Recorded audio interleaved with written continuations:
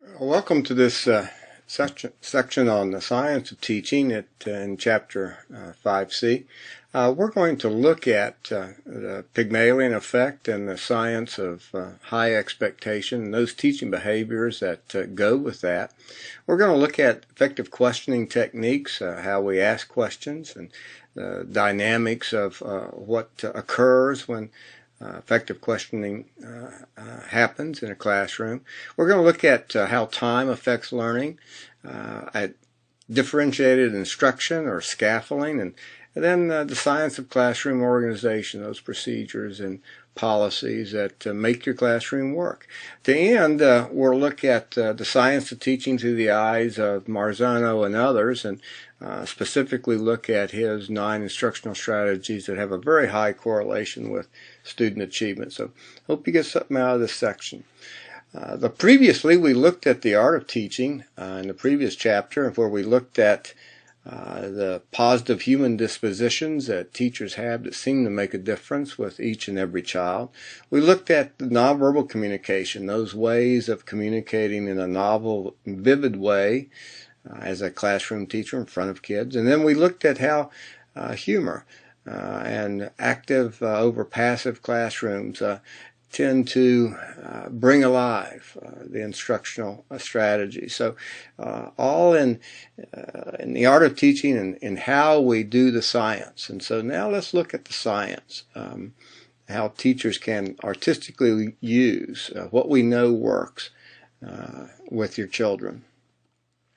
You know, one of the questions that always perplexes administrative leaders and others is, what is effective teaching and how do you know it's occurred? We look at teacher evaluation, we look at teacher training, and this is always one of the central questions that we try to answer in the evaluation system or the teaching curriculum. What is effective teaching and how do you know it's occurred? Well, two ways to kind of look at answering that question. You could look at inputs, and let's say, for example, when a principal visits your classroom for an evaluation, what's he look at? What's he looking for? And many times it's written down in the evaluation system. He may examine lesson plans. Here have certain indicators of good classroom management. Here look at the teaching strategies used. And what is promoted by that school district oftentimes is highlighted, whether it be the Hunter model or cooperative learning or the multiple intelligences. But here look at the inputs, the teaching actions, the strategies, the interaction that occurs with teacher and student. Or as we looked at the movement towards No Child Left Behind, we've moved to outputs, and we've seen accreditation systems even move that direction, with more emphasis put on student test scores and course evaluations by students, or even outputs such as parent comments made about how the course or teacher impacted their child. So two ways of answering, and we're going to look in this section at the science and at the input area. That is, what strategies, what techniques have a high correlation with student learning. What makes a difference with teaching with students. So let's look at the first one, and it's high expectations and the science of high expectations.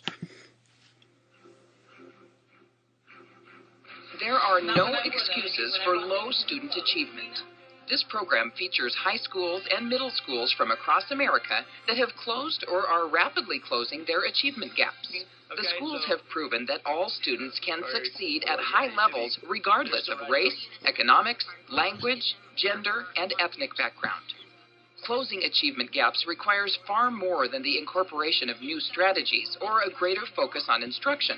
It requires a systemic effort that addresses all aspects of the schooling experience for students. The equity framework provides this systemic guidance. It's built upon the successful practices exhibited by the schools in this program, integrated with the knowledge of nationally recognized experts in equitable school improvement. When you talk to educators about the full range of problems that kids have, they're often most anxious to address the out-of-school problems instead of the in-school. Schools that work well for poor kids focus on inside the school things. Now, that's not to say they don't work with families, but they don't make fixing kids' lives their core priority. So let's look at how we can bridge the achievement gap and have high expectations for every child, regardless of their race, socioeconomic status, or other factors. Let's look at what the science says. What teacher behaviors seem to affect student achievement or behavior? Well, Brophy and Good answered that question in a series of studies, and they were helped by a number of researchers in the early 60s and 70s, Rosenthal and Jacobson and Douglas and Rowe and Mackler. All of these helped put together a body of research that describes teacher expectations and how they influence student achievement. In fact, Phi Delta Kappa came up with a tremendous program that was used in several of our school districts in southeast Kansas called TESSA, Teacher Expectations and Student Achievement, which was a semester-long course that asked teachers to help teachers. They partnered together to look at certain things going on in the classroom that they could increase or decrease that would make a difference in student achievement. So that body of research came into play and still is in play in many of the effective schools.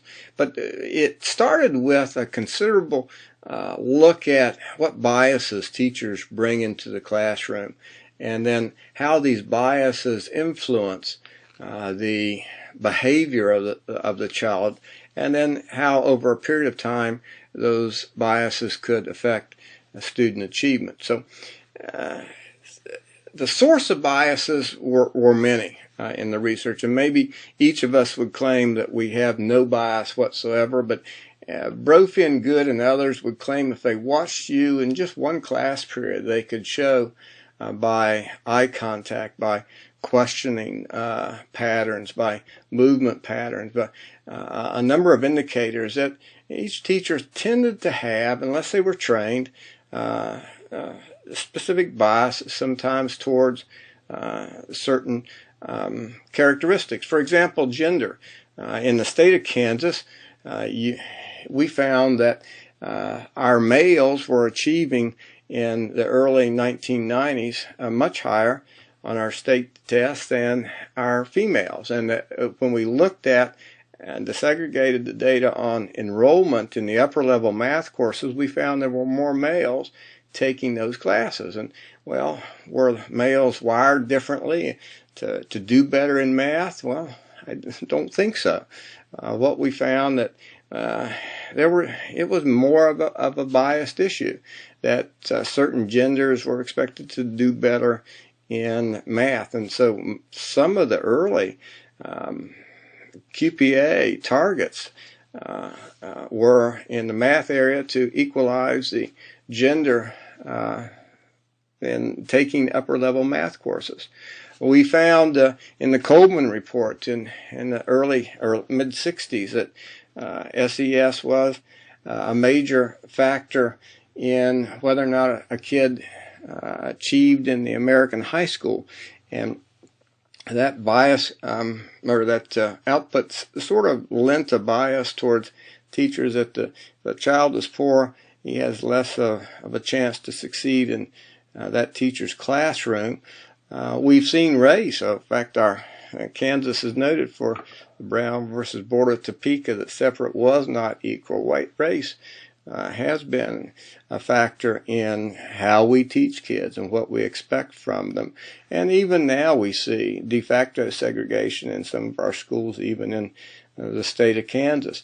When we look at test scores and permanent records, we oftentimes think that just because a child didn't do well in math, he wouldn't do well in English. Or in my case, as a supervisor of student teachers, if a student did poorly in his methods courses, he would do poorly in student teaching. And in my experience of working with student teachers, there was very little correlation with, I hate to say, between that sometimes teaching is a learned art, and you just have to do it rather than sit in class and listen to how to do it.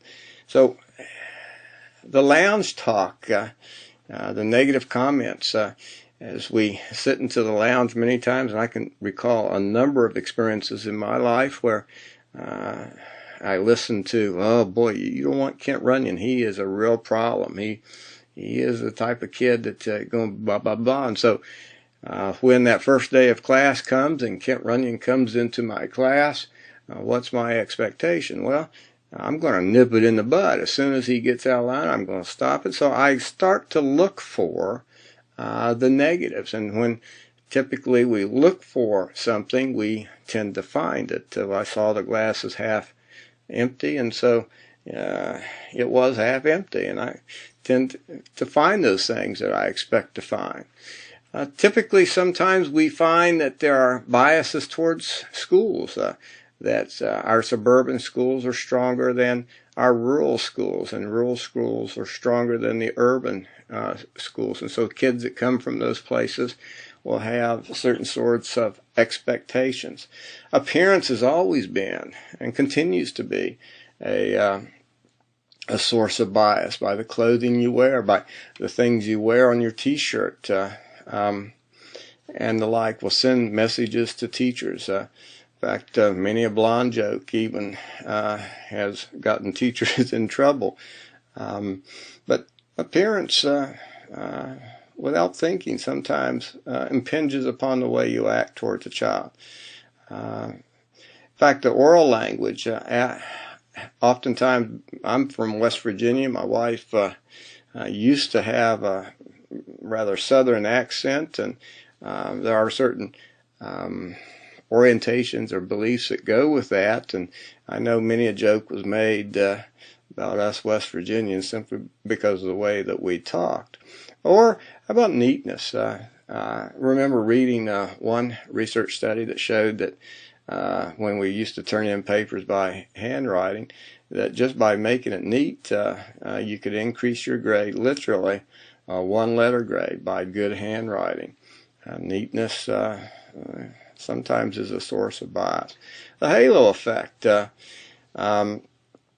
is, if you're good in one thing, if you're talented here, you will be talented there. And we know through the multiple intelligences, sometimes our pies, our intelligences vary. And so just because you're good in one, you might not be good in another. Past siblings is I've seen that operate in my family with 3 children of my own. My daughter never made a B in her life. My boys never made too many B's in their life. It was kind of different. But Jamie was always a straight A student, and when Scott came along after her, they expected him pretty well to be like Jamie. And of course, if you've taught for any great length of time, you know siblings are much different. And so sometimes there's some bias there.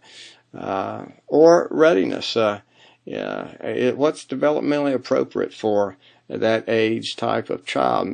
Sometimes that holds kids back because we expect they can't do it beyond certain ages.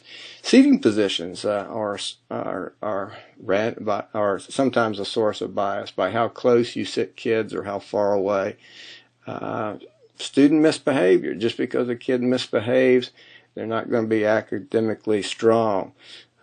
Many times our gifted kids are the ones that find the class boring, and oftentimes are some of your most misbehaving type of children, yet are the ones that could tackle that course material much readily. And tracking and grouping, highly controversial. in the educational circles, homogeneous versus heterogeneously grouped kids, putting kids in like groups tend to be, by Brophy and Good, a source of bias. Well, in their research, they found that teachers, when they believed that a child was going to be a low achiever, they treated them differently. And so they tended to wait less time for them to answer a question. We found in Brophy and Good's research that you waited less than 3 seconds for a kid to answer. And the thought process many times was, let's say you ask Kent, and Kent doesn't answer right off the bat, and so you think in your head that, well, Kent wasn't listening, or of course he doesn't know, and so you go on to somebody else. But yet if you ask Linda, your bright child, and she doesn't get it, the thought process might be, well, gosh, maybe I didn't teach it well. Let me give a probing question or give her a little bit more time to think about it. You sort of treat the perceptions of differently. Oftentimes Brophy and Good found. You tended to find teachers interrupt the low achievers more often to supplement the answer or to develop the answer. We tended to find that teachers with low achieving children gave the answers to them more frequently. In fact, teachers answered their own questions for those low achieving types of kids. They rewarded behavior that really they wouldn't normally award for a high achieving kid. If he got something right, it could be as simple as 2 plus 2, and every kid usually in the class might know that. Yet if he gets it right, it's sort of exuberant positive reinforcement, which tells them, boy, well, you get the message. We oftentimes found, Brophy and Good found, that we criticize the low achieving kids more often. We didn't confirm their responses as often as we did the high achieving child. We found that they paid less attention by eye contact and by smiling as they came into the door. In fact, we tended to talk to them a little bit less as they entered. We called on them less, and this is often a controversial part of their research, as we'll find in a minute. But we also found that they had different interactions with them, both in public and in private, that there was a difference between the way you talk to low-achieving kids and high-achieving kids. We tended to find, on the whole, that you set them farther from the teacher, even when you set the seating chart, and oftentimes demanded less of them in either number of questions or in the level of question that you gave them and the like. So, in essence, there were a lot of, by Brophy and Good's research, ways that teachers tend to show unconsciously how they perceived high-achieving and low-achieving children. And so their theory, the Pygmalion effect, that Brophy and Good developed, is that teachers expect certain behaviors from particular students based a lot of times on those biases. And because of these different expectations, they act differently in different situations to different kids. And this different treatment tells a kid what behavior and what achievement is expected, and in essence, over a long term, affects their self-concept, their achievement, their motivation, and levels of aspiration. And if it is consistent over a long period of time, it actually shapes their achievement and behavior. With time, in essence, the student is going to perform more and more closely to what that teacher expects of them. You know, I love my wife dearly, but oftentimes in Walmart, I can recall she will interrupt a parent who is, especially if the parent calls the child stupid. And I always look around to see if the husband's bigger than me, but you know, the idea that if you called a child stupid consistently over a long period of time, kids will tend to live up to that expectation. And so, well, that wife gets me in trouble oftentimes when it comes to poor parenting, but I respect her dearly for that. So how do you show high expectations to every child? How do you communicate to each child in your class that you have no bias towards them? Well, Tessa and other programs specifically delineated those things, and so let me share with you. Let's see if you agree with these. One is that you make a conscious effort to call on all your students. That is, there is an equal distribution of questions. That if you have a 55-minute class period and you have 25 kids in your class, if you ask 62 questions over that class time, then hopefully every one of your children will have been asked 2 questions at least. That is, you make a conscious effort to call on every kid, and that you allow an adequate wait time of 5 seconds or more for each of your students. And that's hard. 5 seconds is a long time. For example, it is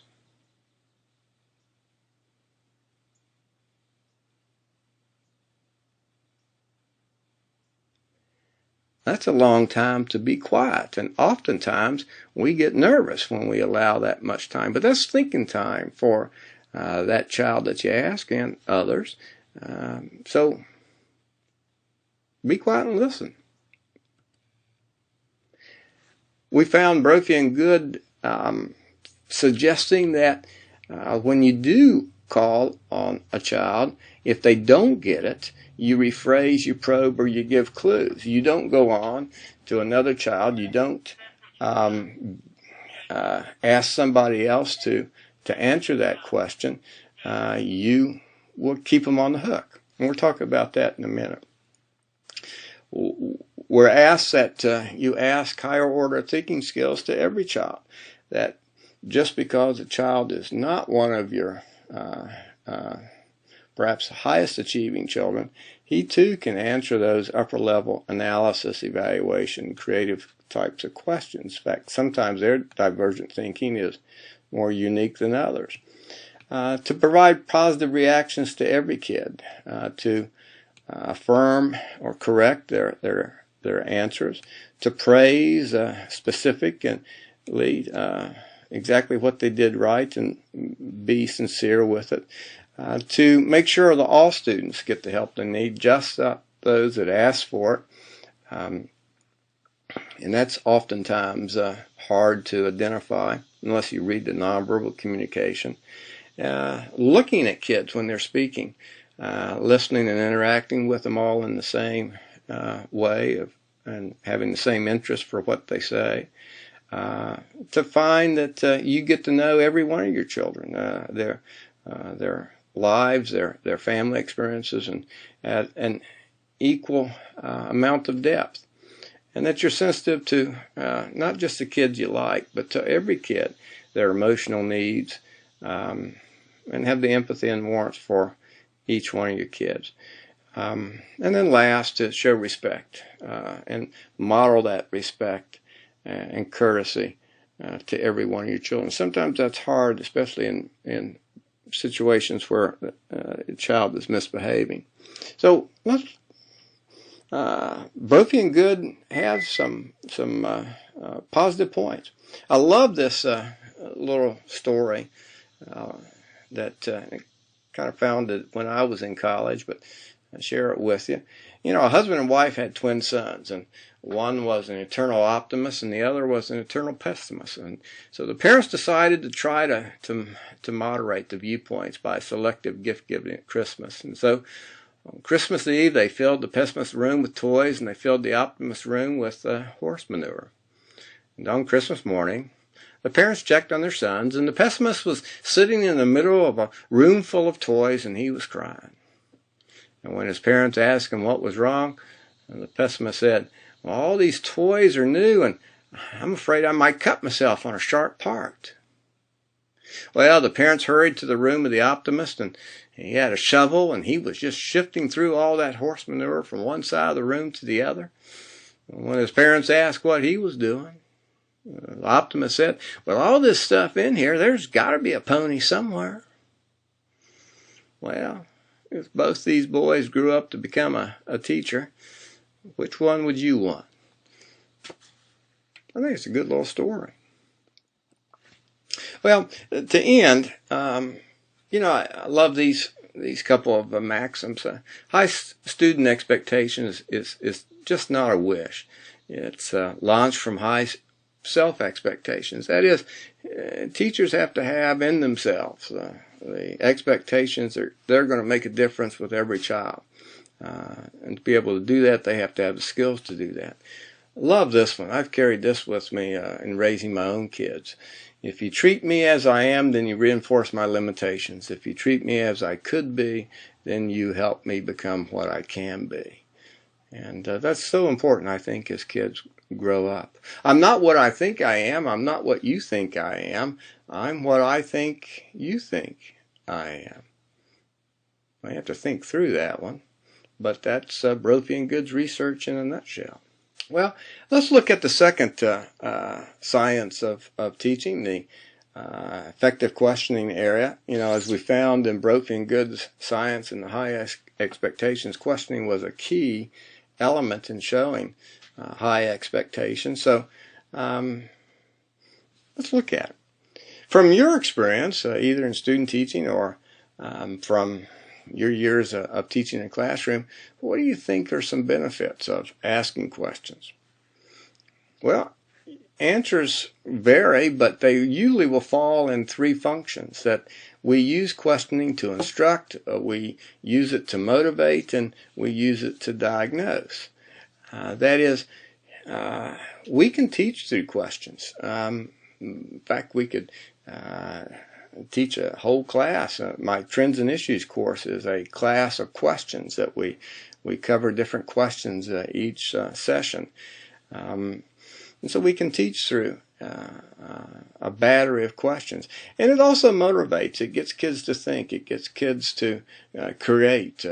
And then it can diagnose. We can find out if what we taught really did sink in. So questioning is a skill. And it takes time to learn how to be a great questioner. And so some of the keys in those skills, in being an effective questioner. One is great teachers ask a high number of questions.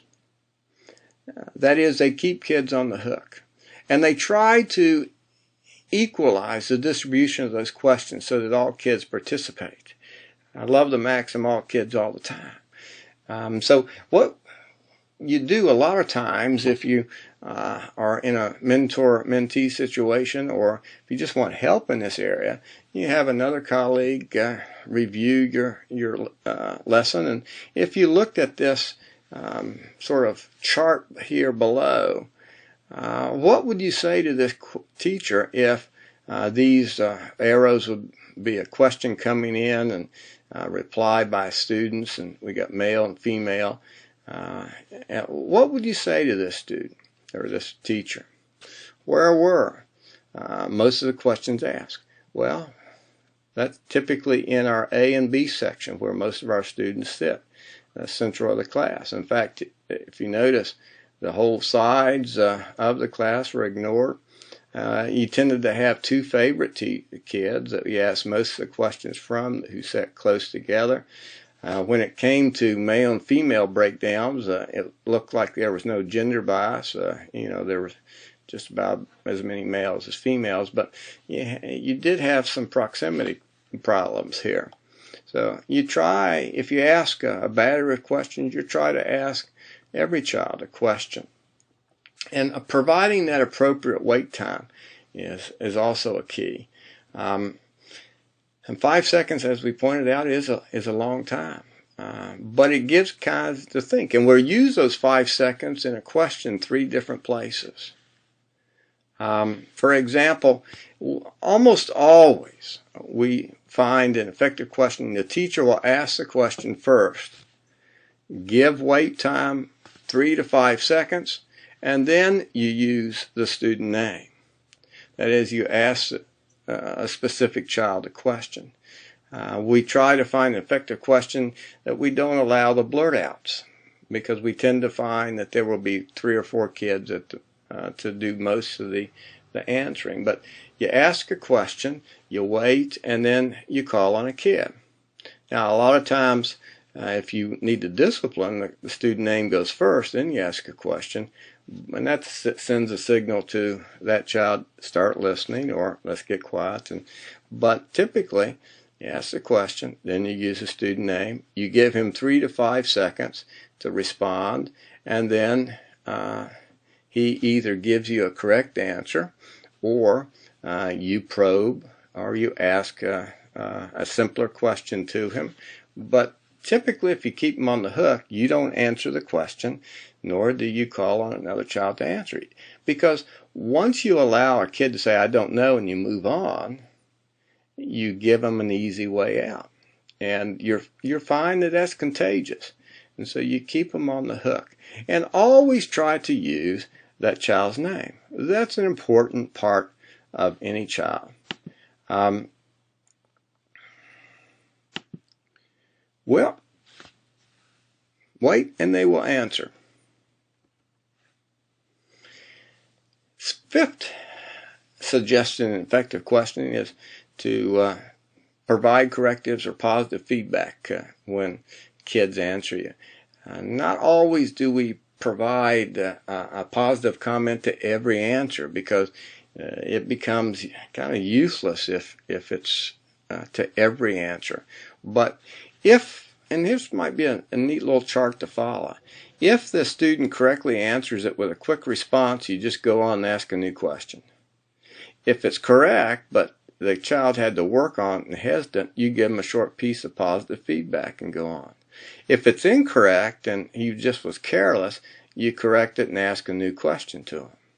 And then if it's incorrect and just didn't know, then you rephrase it, you give him a clue, or you probe for a correct answer till he gets it right. But you keep him on a hook. And that's, I think, a big key that will get kids to talk to you if you keep them on the hook. You know, there are a lot of ways to say good job. In fact, as we start our career, we tend to find that we have 1 or 2 favorite words, and good job typically is one of them, or super, but 100 different ways to say good job, and see if you can vary that so you got a dozen or more different ways that you verbally and then non-verbally say good job. And again, it depends on the level of the child and the situation as to what you would use. But I love the maxim, you can attract more bees with honey, and the more times you are positive with kids and tell them that, the more they're going to perform for you. Seventh, in effective question, you will not just rely on the lower level of Bloom's taxonomy for your battery of questions. In fact, good questioning techniques, you start with the knowledge base so they know what the information is, and then do they understand it, and you keep raising the level of questions till you're at the evaluation stage. And again, as you do that, you will vary the children you ask those questions to. That is, you're not always going to rely or ask Kent the knowledge-based questions, because over a period of time, if all you ask him are the simple questions, it will tell him over a semester that you consider him not as capable of answering these upper level. And sometimes the lower achieving child will have some divergent thinking that can do just as well in answering those questions as the higher achieving children. So you mix the literal, interpretive, and applied level questions. In fact, QPA's focus in the early years of that was to get more and more of our test questions and more of our instructional questions in a classroom in these upper levels of Bloom's taxonomy rather than the lower levels. In fact, if we, some would claim, took up all the tests that you gave this year or last year to your students, and we did an item analysis. Most of them would fall, 80% of them would fall in the who, what, when, where, and how range, rather than up here. And our testing programs are trying to develop this up here rather than that. But again, you have to know this, but sometimes we don't get that far in our questioning a lot of times in classroom instruction. So see if you can focus on these upper level. It's a good key. And to do that, love the this little pyramid way of looking at Bloom's taxonomy of asking those who, what, when, where, and fact questions, and then getting into convergent thinking on why questions, and then the divergent thinking. And I love what ifs, suppose, predict. What if you couldn't ask any questions in your class? If the principal banned oral questions in your classroom, what would you use to take its place? But those are great types of questions.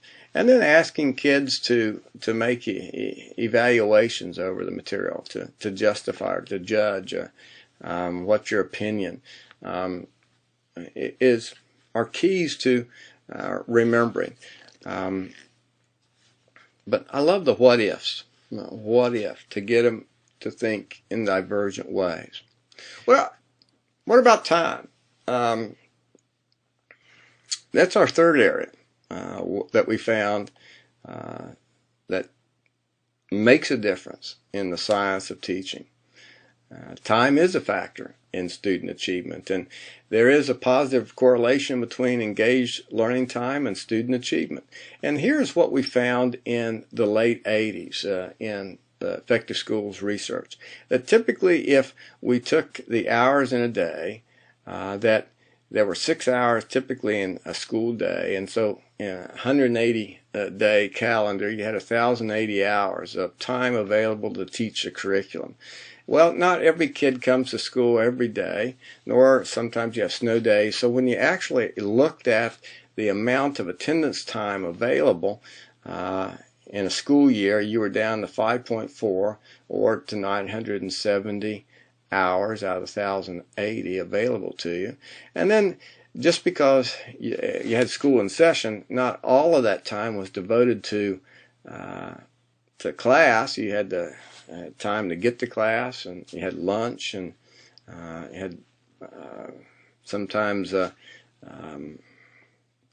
class plays to go to and assemblies. And so when it looked at allocated time, we were down to 4.74 hours in a day, or 855 in a year. And just because you went to class doesn't mean that you were teaching, because a lot of times we have in elementary lunch counts or announcements or housekeeping chores. And when we looked at then the amount of time really you started teaching, and you were down to 2 hours to 4 hours a day, very big range of differences between schools. And when we translated that into hours of the school year, it's 360 to 720. So we were significantly big differences in schools, but you're down to, in the worst school, 2 hours a day that you were actually teaching. But just because you were teaching didn't mean you were teaching to kids that were listening to you. And so when you looked at engaged time, that is, the kids were actually engaged in listening to you and learning, you're down an hour and a half to 3.5 hours. And then just because they were listening to you, it doesn't really mean that you were teaching the curriculum. That is, when it actually came down to the mandated curriculum, the tested curriculum, you were down to about a half an hour a day to an hour and a half a day, and 108 to 270 hours in a school year. Not very good use of time. And so what we found was, in this scenario, it wouldn't do a whole lot of good to increase the school year unless we increased and worked on working kids from bell to bell on actually what you said you were going to teach them. So high time on task became a focus And we found a high correlation between those teachers that worked kids from bell to bell and taught to the objective curriculum, and with academic learning success. And so we have some systems that we could actually do a data analysis of the time on task, how many were out of their seat, and the like. And it's interesting to see if you take a little 50-minute snapshot of your class, how much wasted time you actually have. And when we would analyze in the block periods, when we went to in the high school, the 90-minute blocks, we found that teachers sometimes without time to prepare or without training would tend to just do more of the same, and without 3 to 5 specifically different teaching strategies or episodes, you had quite a lot of wasted time in the block period. And so working kids bell to bell, you found was a key. And as soon as they walk in the door, we expected teachers to have the objective written on the board, and kids starting in on their warm-up activities in math, or they'd had practice problems from yesterday on the board to do, or if it's English, they would write in their journals, or other classes, there would be some sort of thought question. But you had also something to do if they got finished early. And so you had different strategies for kids to continue to work on what you thought was important from bell to bell. And one of the best things you can do if you're looking for ideas is to explore the instructional energizers. And we got about 50 of them in the text that you could use if you got finished 5 minutes or 10 minutes early, or wanted to start with something that was fascinating. It might give you some good ideas. So look them up. We also found that organization was a big part of the science of teaching, that the way you organize your classroom was important. How you began your day. Typically, procedures will make a big difference. And the policies and procedures of your school it's paramount that each teacher understand those, not only what they mean, but what are the norms. It may be that the tardy procedure is to be in your seat and ready to learn, but yet no teacher in that school building does a tardy that way, simply being in the room. So knowing the procedure and the norms are vastly important, because teachers can't play the game if they don't know the rules, and they can't teach those rules. So important that you know a big difference between the fire bell, the tornado drill, intruder alert. In fact, I love to tell this story of my wife. When we moved here from West Virginia, we don't have tornadoes in West Virginia, and so when she taught at Lincoln the first year, the tornado bell went off, and she took her kids down the fire escape and 1,000 feet away from the school, and had her grade book with her, exactly the thing you'd do for a fire drill. And the little girl in front of the line looked up. I said, "Miss Runyon, the sky looks awful green." And then she realized that it was a tornado drill rather than a fire drill. So little simple things can make a difference in knowing how the school operates. Well, the same thing about kids. They need to know your procedures. And Harry Wong is great on teaching in the first days of school those procedures you need to do to be successful throughout the year. Those are all taught in the first 10 days of school. But how you're going to take roll, how you're going to start class, how you're going to distribute supplies, how do you signal kids for your attention? Do you go right to the center of the classroom and start every class the same way every day? Routine should be part of the procedure. Who dismisses the class? Does the bell or you? And oftentimes we would suggest it when the bell rings, they have to stay seated until you dismiss them, because that signals that you are in charge rather than the bell. But procedures on everything. How to head papers. Can you write on the back? What do you do with missing work or late work? How does neatness count? How are you going to post assignments? Is there any retesting of unmastered material? Do you allow them to exchange papers or marking papers? So all of these are procedures that, according to the grade level of the child and what you're teaching and what you're comfortable with, you need to teach in the first 10 days. Because if you want it, you've got to teach it. And if you want to keep it, you keep reinforcing it each day of class. So procedures are, and we'll talk a lot more about those procedures in classroom management, but those are key, and there's a science to it. Well, the next area are those instructional strategies that tend to make a difference from K through 12 in student learning. They are universal.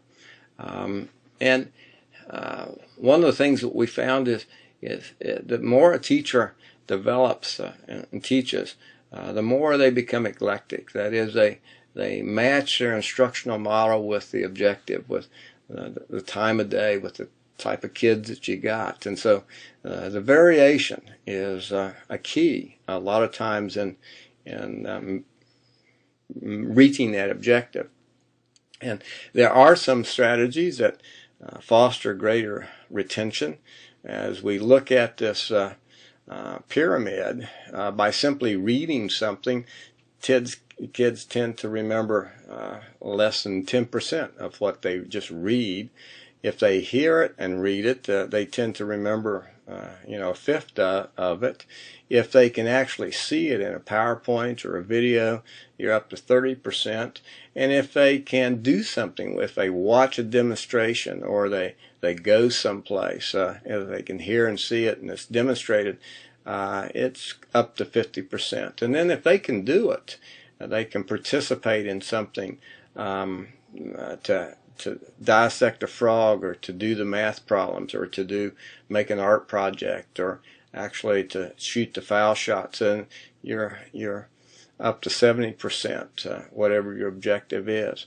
And if they can work with others, that's also, especially if they can teach others, higher probability of retention. And then if you can provide a real life experience through a simulation or activity, up to 90%. In fact, I guess applying to teaching, watching this video is not going to make you a great teacher. It may help, but actually where you will become a great teacher is actually by doing, by teaching, being in front of kids, doing the real thing. So keep that in mind as kids sit in front of you. The more you can get them to do.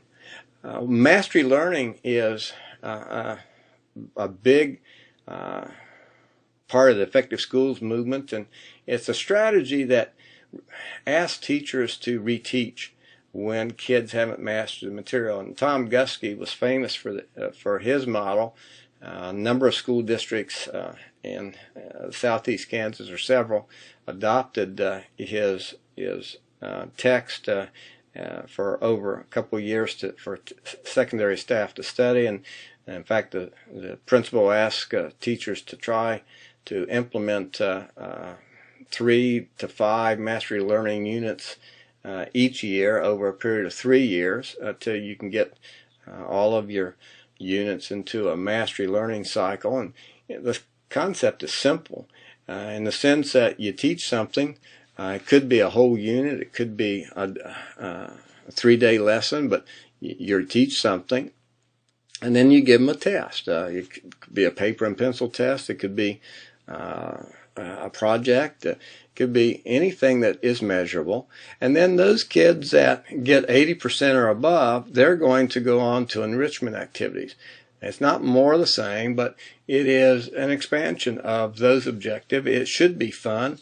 It should be an activity that they would want to do. It's not just more repetition, but something that expands, that would maybe use technology for exploration. Those kids that scored below 80%, they would go to corrective activities where they would be retaught in a different style, and then they would be given a second test, a formative test, and not the same test. You're not going to simply give them the test and let them correct their answers. It's a different test in a different form, and then once they retake that, they join the next unit coming up. And some schools, in middle schools especially, locally, would have this part done on Saturday or after school, where you even had another bus run. If you didn't get it done right, you'd stay after school till you got it done right, and the parents would be notified the next day that they'd have to stay after to relearn and retake that test, or be doing it on Saturday. Most teachers adopted this model. That is, you would teach Monday, Tuesday, Wednesday perhaps. You give your test on Thursday, and then this part occurred on Friday. And then this would start again on Monday, the next unit. So at least you gave a kid a second chance to learn that material. This could be done with pairs. It could be done with student teachers, or your student teacher could do this part. But it gave a kid a chance to relearn that material. Quality over quantity was the answer. And from that Tom Guskey's model, another movement came about, and the big term now is differentiated instruction. It came about through RTL, a national movement, and so we even call it in the state of Kansas MTSS, what we'll look at. Well, let's see how differentiated instruction sort of displays itself in various classrooms. Typically, you have various ways of teaching. You start with the whole class, and then many times you break them up into small groups, and then if they don't learn it that way, you break them down into sometimes individual tutoring in different ways. In Kansas, we call this MTSS, and it starts with a simple instruction to the whole class, where all kids are given the same material, and then you test. And if the kid doesn't do well, those kids that don't, you might put them into smaller groups where they'll be given small group support, they're retaught, and then they're retested. And then if you still don't get it, then it's either individualized or even fewer. And you have pairs or librarians of different schools have different people teaching that to them. But basically it is every kid's going to learn that material. And if you can't learn it in a large group instruction or a small group, you're going to go individualized. And so it is choosing what works with every kid. It's not teaching every kid, starting by teaching every kid an individualized learning plan. You start with the whole class instruction. Then if it doesn't work, you do it differently in a small group. And then if that doesn't work, sometimes you're going individually. So, but every kid will learn that material. That's what differentiated instruction is. Well, Marzano became famous and now is I guess our one of the big focuses of staff development in many schools on his instructional strategies that have a high correlation with student learning. There is almost an effect ratio between, if you do this consistently throughout the school year, you're going to have a higher student achievement score. So.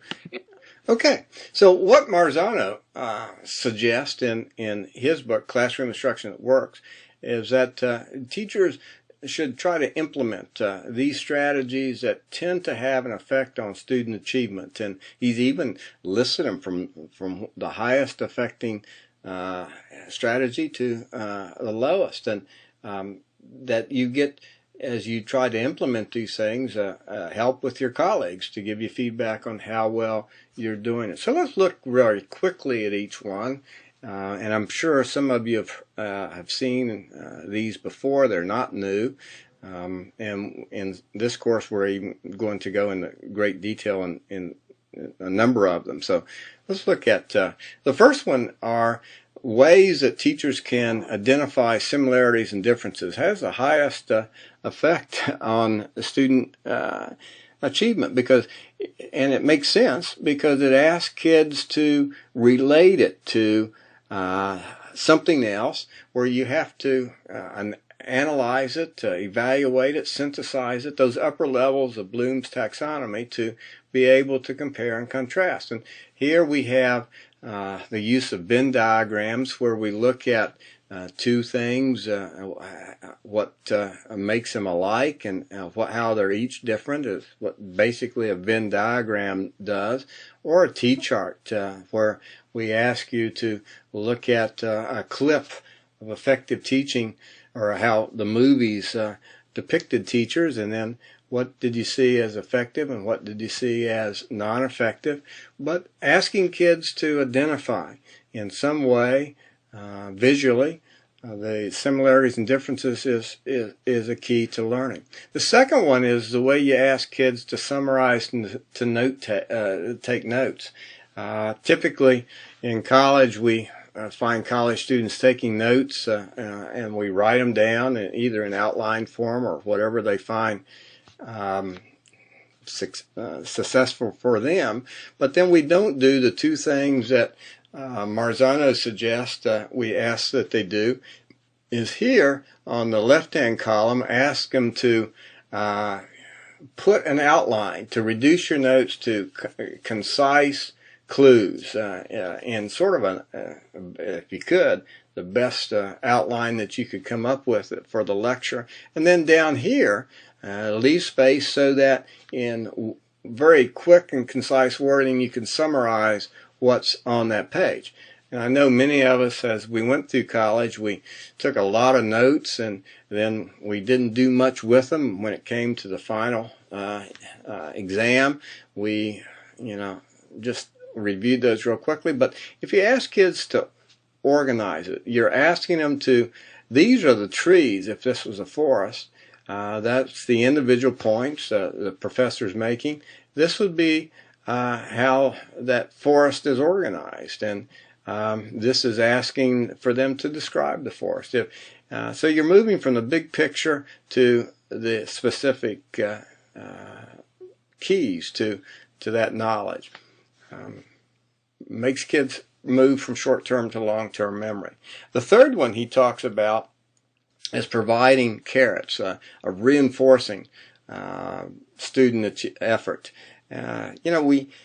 Some would say that you don't need to provide carrots or external motivation. The kids ought to enjoy learning because of the sake of it. But let me ask you, would you teach if you weren't paid? Isn't that a carrot to reinforce why you do what you do?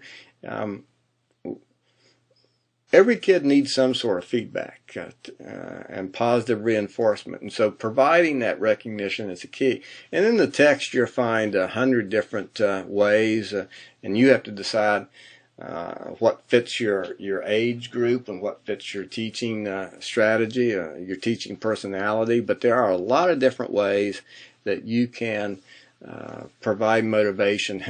Love the fact, let's say if a kid gets an A on one of your major exams, for a second grader, having lunch with the principal would be super. I don't know if that would work for a 12th grader.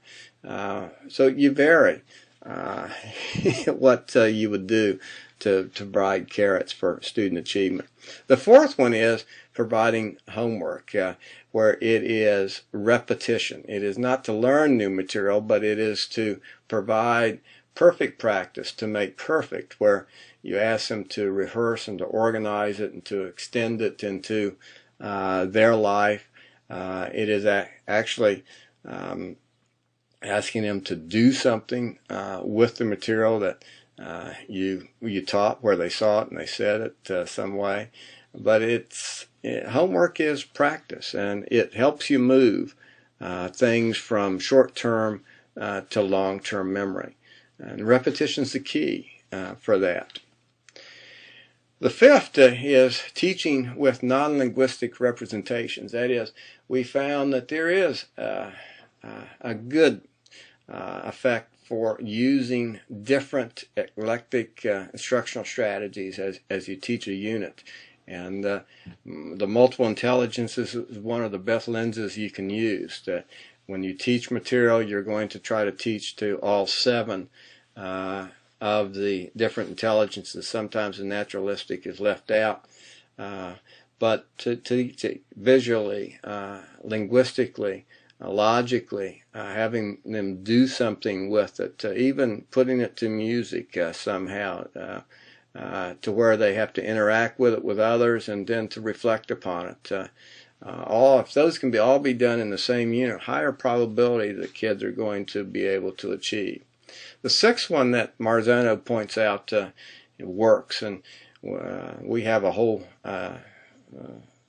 special chapter on this, or a video on this, is cooperative learning of the Flavin and Johnson techniques. These tend to teach not only the academic but the social objective.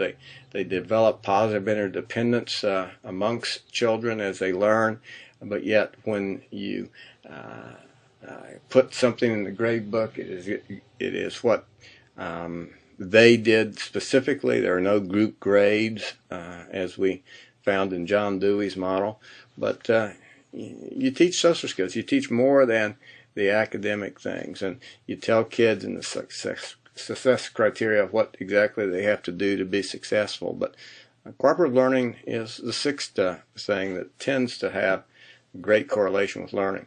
Setting the objectives and providing feedback. That is, as soon as kids walk into the room, those objectives are on the board. Kids, many times, if you have a planner, they write those objectives in their planner, and then you test to them. They ought to be able to know exactly what's going to be on their test by the objectives that are written in their planner, or that you taught to. This course is constructed like that. You know exactly what you have to do and to know to be able to successfully complete the final. In fact, we make no bones about it. We are teaching to the objective, and we will test to the objective. There will not be any questions thrown in that will try to separate you, that you didn't even know that were going to be on the test. So providing feedback is also a key. So if you don't do it right the first time, you get it done right the second time. The eighth one is testing or teaching the scientific methods, teaching the scientific design, steps of guided design, where you identify a problem, you generate solutions, you evaluate those solutions, you analyze it, and then you make a final evaluation. It tends to be a great teaching technique to where kids have to think for themselves as much as possible. Using advanced organizers, graphic organizers, so that kids can see, as we said, the forest in almost anything you teach. Giving them clues, all part of ways to get kids to see the big picture and to visually organize the information, leads to higher student achievement. Stress oftentimes plays a role in performance. At the level of stress up to a certain point, the more kids kind of have to work hard to understand material up to a certain point, their performance increases. And then if it gets too hard, they tend to shut down and quit. And knowing where that level is for each of your children, that feeling tone, is highly important in choosing the instructional strategies and scaffolding the techniques so that kids don't find you too easy or don't find you too hard. Well, whatever the science of teaching is when it comes to the inputs and what it looks like, and to answer that question, what is effective teaching? How do you know it's occurred? Will always be a source of debate and among educators and of teachers. But the great tragedy, Harry Wong says, is that many teachers spend their entire lives teaching, and it never occurs to them that they should commit themselves to becoming effective at it. Does it make a difference? And that's what the science of teaching does. It gives you a glimpse in what, at least research has said, makes a difference with kids. Well, I hope you've enjoyed our exploration of the science of teaching.